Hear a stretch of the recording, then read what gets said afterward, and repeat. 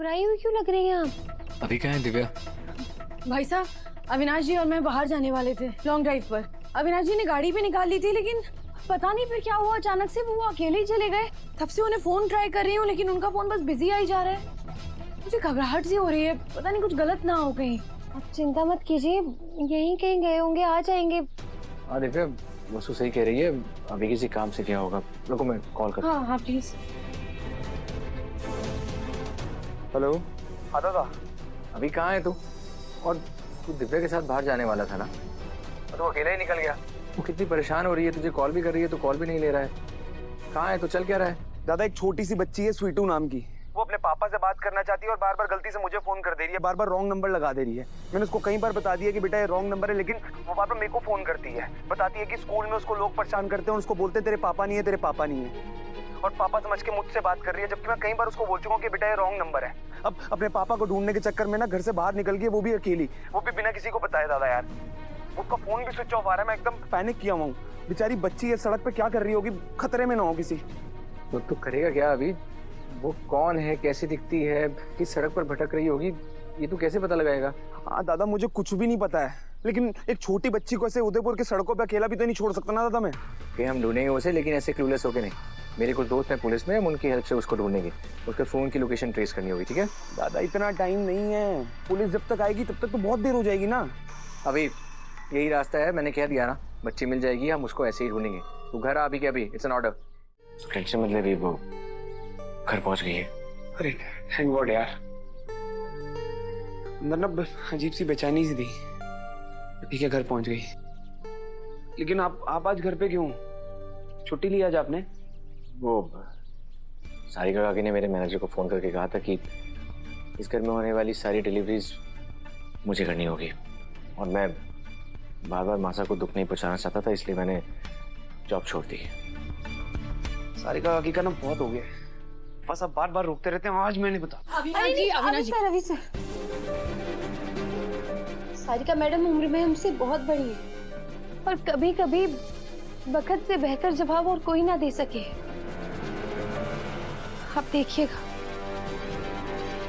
देव sir का वक्त फिर से बदलेगा। और बाबू साहब यही कहते हैं ना अविनाश जी, कि समय बहुत बलवान होता है और वो न्याय करके ही रहता है। दादा, बाबू साहब चाय? नहीं बाबू साहब, यो देव सर की काफी है, यो है आपकी चाय। आमदनी ठेंगा 100 करोड़ों का, हाथ में नौकरी ना है, लेकिन रईसी है कि जाने का नाम ही ना ले रही। अरे महंगे शौक उन्हें शोभा देवे जिनके हाथ में कुछ पैसे हुए हैं। तुम मियाँ बीवी के पास जो कुछ पैसे बचे हैं ना, उन्हें बचा के रखो बुरे दिन के लिए। कुछ दिन पति के महंगे शौक पूरे ना होंगे तो जिंदगी में कोई फर्क ना पड़ने वाला। बाकी तुम जानो और तुम दोनों का काम जाने। बस बाबू साहब, ये कैसी बातें कर रहे हैं आप भूल गए ये देवी हुकुम के बेटे हैं, आपके छोटे हुकुम। भले देव सर आपसे कुछ ना कहें, लेकिन आप उन्हें सुनाने का एक मौका नहीं छोड़ते। आप चुप नहीं रहने वाले। आप आइए हमारे साथ आइए, चलिए। सो रहने दो, बात को मत बढ़ाओ, मुझे बुरा नहीं लगा। बस कीजिए देव सर, इन्होंने सिर्फ आपका अपमान नहीं किया है, बल्कि एक पत्नी के स्वाभिमान का तिरस्कार भी किया है।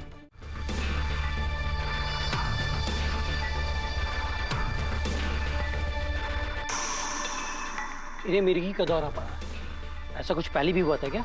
हमारी जानकारी में तो ऐसा कभी कुछ नहीं हुआ डॉक्टर साहब, पर बाबू साहब आप शहर में अकेले रह रहे हैं, हो सके पहले कभी ऐसा कुछ हुआ हो, हमें पता ना लगा हो। नहीं डॉक्टर, ऐसा पहले कभी नहीं हुआ है। दिव्या को आइए ना, अंदर बैठिए। हाँ माँ साहब, प्लीज अब बैठ जाइए, आप ऐसे कब तक खड़े रहेंगे? डॉक्टर अचानक ऐसे क्यों हुआ? मैंने कुछ टेस्ट लिए हैं, रिपोर्ट्स आने के बाद ही समझ में आएगा कि एक्चुअली इन्हें हुआ क्या। लेकिन जब तक इनका इलाज चल रहा है तब तक ये गाड़ी नहीं चला सकते। पता नहीं इन्हें फिर कब अटैक आ जाए। जी डॉक्टर जी, मैं बाबू साहब का पूरा ध्यान रखूंगी। ये दवाइयाँ मंगवा लीजिएगा और ये टाइम पे देते रहिएगा। और एक चीज याद रहे कि ये काम पर नहीं जा सकते। आप चिंता मत कीजिए डॉक्टर, हनुमंत हमारे परिवार जैसा है जिसने कभी हमें धोखा नहीं दिया। तो इसकी पूरी देखभाल और ठीक होने की जिम्मेदारी हमारी। जब तक हनुमंत पूरी तरह से ठीक नहीं हो जाता वो काम पे नहीं आएगा।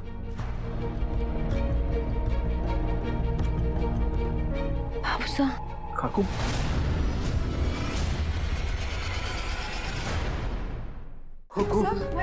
हुकुम, आपकी तो जरूरी मीटिंग है ना। चलिए चलिए, मैं आपको छोड़ता हूँ। प्लीज आप लेट जाइए। काकू, काकू, ठीक हो? मासा दूसरे ड्राइवर्स को ले जाएंगी, आप प्लीज लेट जाओ।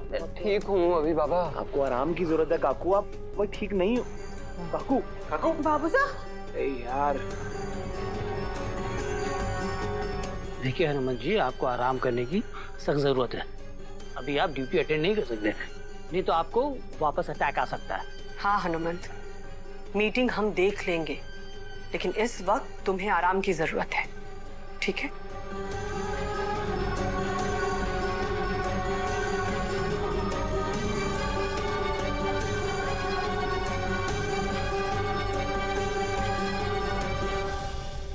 डॉक्टर साहब, मैं भी आपको बाहर छोड़ देता हूँ।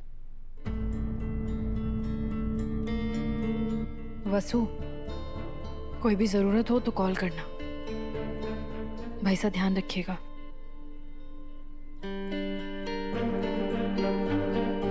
बाबू साहब, मैं आपके लिए गर्मा गर्म हल्दी वाला दूध लेकर आती हूँ, तब तक देव से दवाइयाँ ले आएंगे। जब से तुम दोनों के पैर इस घर में पड़े हैं तब से। बस बाबू साहब, ऐसा कुछ मत कहिएगा जिससे आपको जिंदगी भर पछतावा हो।